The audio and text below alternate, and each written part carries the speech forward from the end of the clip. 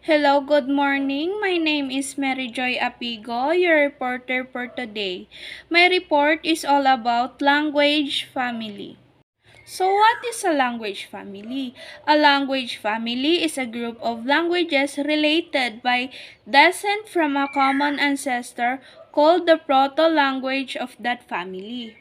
The term comes from the tree model of language origination in historical linguistics, which make use of a metaphor comparing languages to people in a biologically family tree or in a subsequent modification to specifies in a phylogenetic tree or evolutionary taxonomy. Living languages, dead languages, and extinct languages. As of early 2009, SIL cataloged 6,909 living human languages. A living language is simply one which is in wide use as a primary form of communication by a specific group of living people. The exact number of known living languages will vary from 5,000 to 10,000, depending generally on the precision of one's definition of language, in a particular on how one classifies dialects. There are also many dead and distinct from dead extinct languages. Membership in family. Membership of languages in the same language family is established by comparative linguistics. Daughter languages are said to have a genetic or genealogically relationship.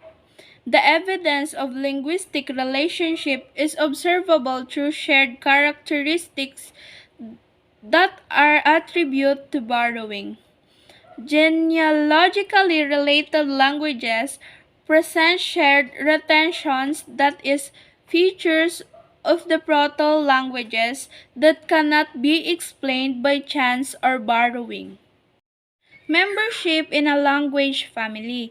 Membership in a branch of group within a language family is established by shared innovations, that is, common features of those languages which are not attested in a common ancestor of the entire family. For example, what makes Germanic languages? Germanic is that they share vocabulary and grammatically features which are not believed to have been present in Proto-Indo-European. These features are believed to be innovations that took a place in Proto-Germanic, a descendant of Proto-Indo-European that was the source of all Germanic languages. Structure of a language family. A family is a phylogenetic unit that is all its members derive from a common ancestor and all attested descendants of that ancestor are included in the family. For example, the Germanic, Slavic, Romance, and Indo-language families are branches of a larger Indo-European language family. Subdivision. Language families can be divided into a smaller phylogenetic units, conventionally referred to as branches of the family, because the history of a language family is often represented as a tree diagram. However, the term family is not restricted to any one level of this tree. Dialect continua.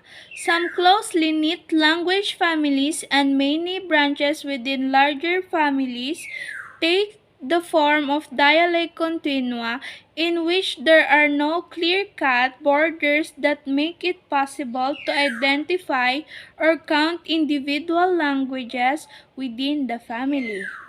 However, when the differences between the speech of different regions at the extreme of continuum are so great that there is no mutual intelligibility between them, the continuum cannot meaningfully be seen as a single language. A speech variety may also be considered either a language or a dialect depending on social or political considerations, as in the case of Hindi and Urdu within Hindustani. Those different sources give sometimes widely different accounts of the number of languages within a family. Classification of a Japonic family, for example, range from one language to nearly 20. Proto-languages. The common ancestor of a language family is seldom known directly since most languages have a relatively short recorded history. However, it is possible to recover many features of a proto-language by applying the comparative method, a reconstructive procedure worked out by 19th century linguists. This can demonstrate the validity of many of the proposed families in the list of language families. For example, the reconstructible common ancestor of the Indo-European language family is called Proto-Indo-European.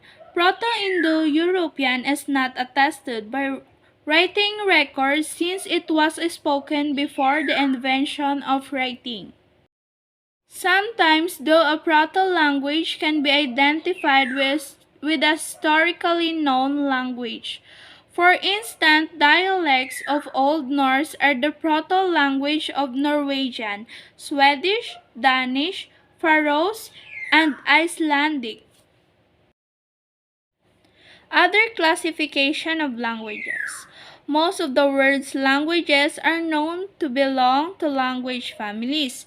Those that have no known relatives are called language isolates, which can be thought of as minimal language family. An example is a Basque. It is generally assumed that most language isolates have relatives, but at the time of death, too great of linguistic comparison to recover. Language isolates. Language that cannot be reliably classified into any family are known as language isolates.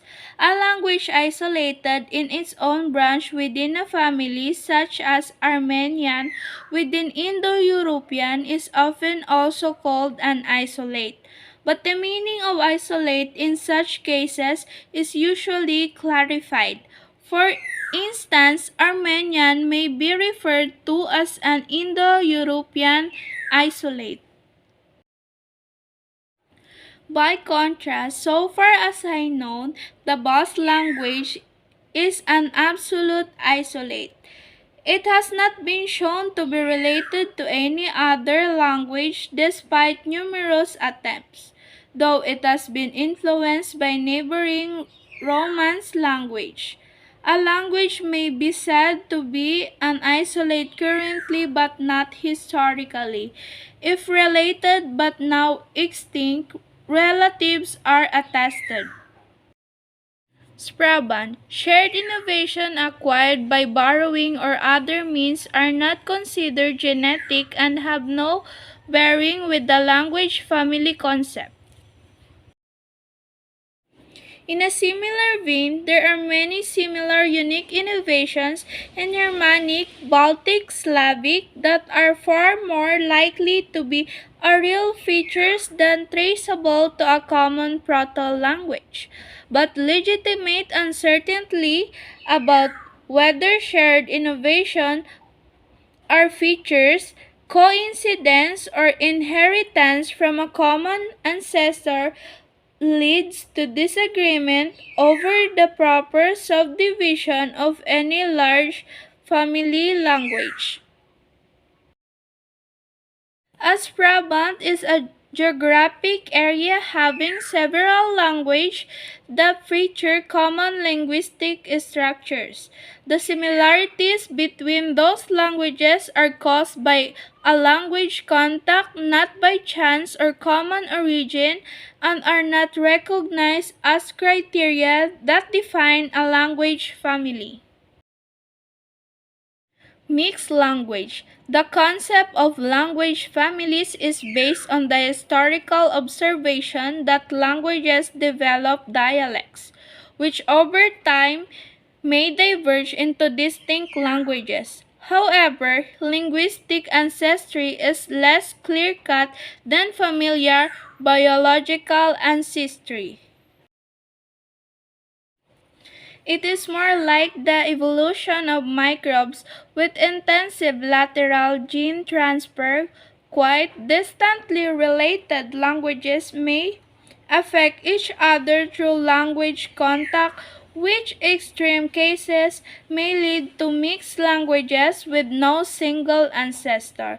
In addition, of a number of sign languages have developed in isolation and appear to have no relatives at all. Nonetheless, such cases are relatively rare, and most well-attested languages can be unambiguously classified.